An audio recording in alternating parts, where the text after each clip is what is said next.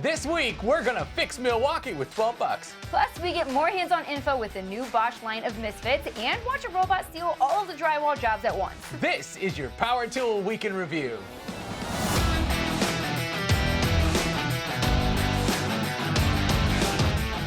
Today's episode is brought to you by Ohio Power Tool, Pro Tools, Pro Service at the best prices at ohiopowertool.com. And Skill, the tools to do the job, the technology to do it better. Welcome back, Power Tool fans. I'm Rob. And I'm Sarah. It's February 12th, 2021, and today we've got a lot to talk about on our show. Yup, and as you watch, if you like the episode, hit that like button for us, and if you love it, you can subscribe. In case you missed it, this week Rob finally got his hands on all the inverters. All of them. And put them to the test, only to make a mess of it all. Hey. The long-awaited Milwaukee MX Fuel carry-on finally arrived here at our studios, and Rob saw this as an opportunity to heat all of the outdoors. He decided to test the carry-on against the DeWalt Power Station and the Ego Nexus and found some interesting results. As it turns out, all three have similar specs, but they're clearly made for different people. To find out which one is made for you, be sure to watch his inverter head-to-head after the show. Oh, and you had some news about Ego you couldn't tell us yet. Oh yeah, that's right. So we had a press embargo on this. But it's over today. That's the Ego Solar Charger, an add-on for your Nexus that allows you to hook up just about any solar panel or a group of them to harness the very power of the sun. Now, I don't have a release date yet or a final price, but rumors have it around 150 bucks. This is something people have been asking for a very long time, and I'm anxious to get it and try it out. That's really cool. Speaking of cool, the coolest Aussies we know are back showing off their new Bosch bi-turbo tools that we still can't get here in the States. Now, Bosch held this awesome media event this week that pretty much confirmed everything we've guessed so far, but until I can get them in our hands, we'll have to trust Mike and Dwayne. This time, they're sharing their experience with the new Bosch 18-volt bi-turbo grinder. They don't seem to know that Bosch calls that thing the Spitfire, but, you know, hey, that's probably because we don't tell Australians everything. Mike and Dwayne put the grinder through their usual run of challenges, and in the end, they had this to say. I guess the question that a lot of people are going to ask is it worth upgrading from the previous brushless 18-volt models? Yep. Because they were already good tools. Yep. It is a big power step up. You will definitely notice the difference. No, it's not the most powerful 5-inch that you can buy. But it's a big step up from a standard 18. Now, Bosch keeps telling us that these new line of Pro Factor tools will be something really special, and so far, I think they may be right. For the full review, hit up our buddies at Oz Tool Talk. Makita has been sending out some of their long-awaited additions to their 18-volt line, and this week, Tim from Shop Tool Reviews took a swing at their new mid-torque impact wrench. That is the all-new Makita XWT-17 mid-torque wrench, which claims to have 740 foot-pounds of force on tap. That's a pretty big claim. Tim takes his time walking us through the stats, and he even teaches us to manage all of the complex settings.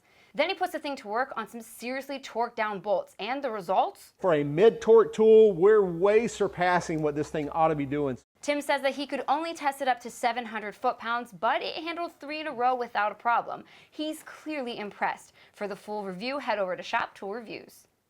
Now for today's Tool Talk, we're going to discuss hacking our tools. Today's example is this guy. As we mentioned before, I reviewed this new MX Monster in a video earlier this week, and we briefly tapped into a growing complaint about a problem that Milwaukee says is a feature. As it turns out, the carry-on will shut off automatically after 60 minutes if you're pulling less than 80 watts of power. Milwaukee insists that this is the best way to preserve power on the job site, and I believe them. But some of you still want to take this thing camping or use it to charge your laptop or running lights which don't pull 80 watts. So we thought we'd look for the easiest way to hack the carry-on to fix this feature. So I called my buddy Evan, who's at least 3 podcasts smarter than I am, and he suggested this thing. That's a $12 heavy-duty digital plug-in timer. We bought this on Amazon and programmed it to turn on and off for 1 minute every hour all day. Next, we used my kilowatt to test a bunch of things that we thought most tradespeople would have in their truck, and discovered that the Milwaukee Rapid Charger with an M18 battery plugged in pulls 120 watts. Perfect. So we hooked this up, plugged it in, and used the other socket to power our less than 80 watt M12 charger, and it worked.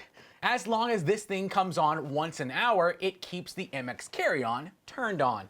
Is this a perfect solution? Well, no, but sometimes you have to hack a tool to get it to do what you want.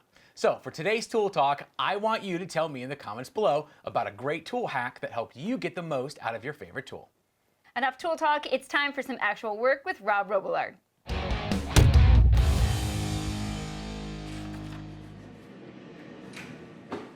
Love that thing. Hey guys, how are you? I hope you're doing well. We're great, Rob. How are you guys doing? We're just hanging in there. We're doing all right. For this week's tip, whenever I remodel a bathroom, I always install a bath fan light combination, a timer switch. Why? Because bathroom fans are commonly just left on after people use them. They just turn them on and they leave, and it wastes a huge amount of energy. Or, on the other side of the coin, people don't use them, or they don't use it long enough. They use it while they shower, they turn it off and they leave, and there's a ton of moisture in the bathroom. And moisture is a real problem. It can cause the growth of mold spores, smells, nasty black stains. It's gross. The problem can easily be eliminated or resolved if you install a timer switch, an automatic timer. This one's 30 minutes. The best part about a fan timer is that you turn it on, you take a shower and you leave, and it just continues to run and exhaust the moisture from the air. It just clears that moisture out. If you take a longer shower than the timer, you can turn it on and off and back on as you get out of the shower. Remember though, a good tip is to close the doors when you're done showering after you leave. That'll allow the fan to clear the room, different air exchanges throughout the cycle, depending on the CFM of your fan, but it will clear the air a couple times while it's running, which is great. I hope this tip helps, guys. Have a great week. Thanks, Rob. All right, it's time again for your construction industry news, courtesy of the Construction Junkie.